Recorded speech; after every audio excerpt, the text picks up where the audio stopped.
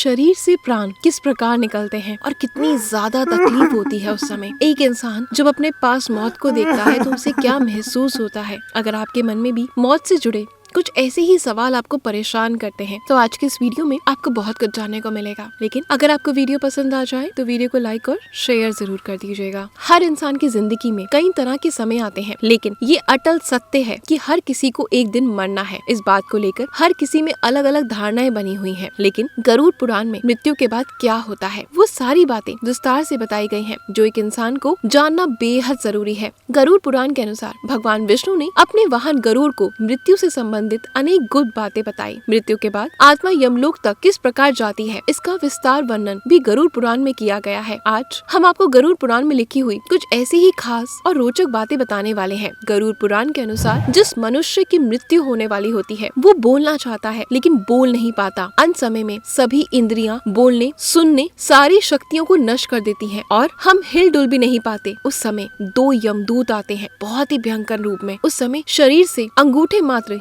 यानी अंगूठे के बराबर आत्मा निकलती है, जिसे यमदूत नोचते हुए बहुत बुरे तरीके से पकड़कर अपने साथ ले जाते हैं। जैसे राजा के सैनिक अपराध करने वाले को पकड़कर ले जाते हैं। उस जीवात्मा को रास्ते में थकने पर यमराज के दूत डराते हैं और उसे बहुत बुरी सजा देते हुए मारते पीटते हुए लेके जाते हैं। यमदूत की ऐसी भयानक बातें सुनकर आत्मा जोर जोर से रोने लगती है, किंतु यमदूत उस पर बिल्कुल भी दया नहीं खाते। इसके बाद वो जीवात्मा आग की तरह गर्म हवा और गर्म लू में चल नहीं पाती और भूख प्यास से बहुत ज्यादा तड़पती है। तब यमदूत उसकी पीठ पर चाबुक मारते रहते हैं और उसे आगे ले जाते हैं। वह जीवात्मा हर जगह गिरती है, बेहोश हो जाती है, फिर उठकर चलने की कोशिश करती है। इस प्रकार यमदूत जीवात्मा को अंधकार वाले रास्ते से यमलोक ले जाते हैं। गरुड़ पुराण के अनुसार यमलोक 99,000 योजन यानी 1 योजन 4 कोस बराबर होता है, यानी 3 से 16 किलोमीटर का रास्ता। वहाँ पर यमदूत पापी जीव को थोड़ी ही देर में ले जाते हैं। इसके बाद यमदूत उसे सजा देते हैं। इसके बाद वो जीवात्मा यमराज की आज्ञा से यमदूतों के साथ फिर से अपने घर आती है। घर आकर वे अपने शरीर में पुनः प्रवेश करने की इच्छा करती है, लेकिन यमदूत के बंधन से वो मुक्त नहीं हो पाती और भूख प्यास के कारण बहुत रोती है, बहुत तड़पती है। पुत्र आदि जो पिंड और अंत समय में दान करते हैं उससे भी उसकी तृप्ति नहीं होती। इस प्रकार से भूख प्यास से युक्त होकर वह जीव यमलोक जाता है। इसके बाद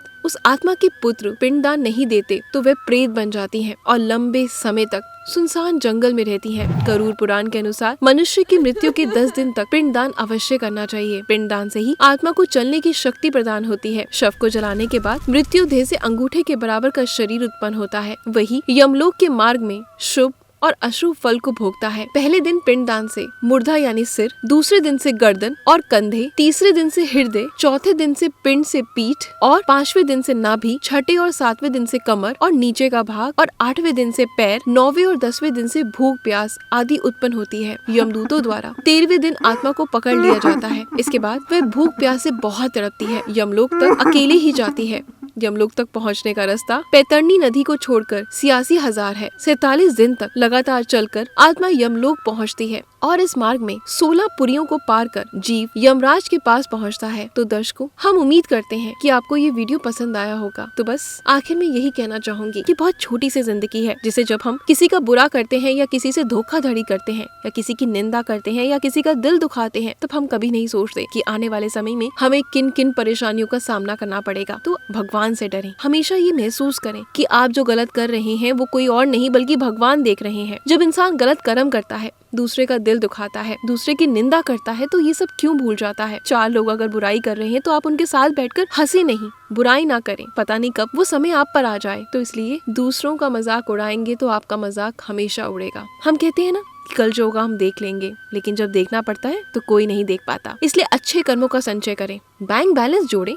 मानती हूँ आज के समय में उसके बिना कुछ नहीं, लेकिन कर्मों को भी जोड़ें। कर्म जोड़ने के लिए सबसे पहले बुराई के रास्ते पर जाना बंद करें। उसके बाद बिना किसी को बताए, बिना किसी को शो ऑफ करे, दूसरों का भला करने की कोशिश करें, दूसरे की चेहरे की मुस्कुराहट का कारण बने। बस यही कहना चाहूंगी। छोटा सा जीवन है, हंस खेल के गुजारें, प्यार दें, प्यार लें, यही जिंदगी है। हम मिलते हैं आपसे जल्दी कुछ नई चीजों के साथ। धन्यवाद।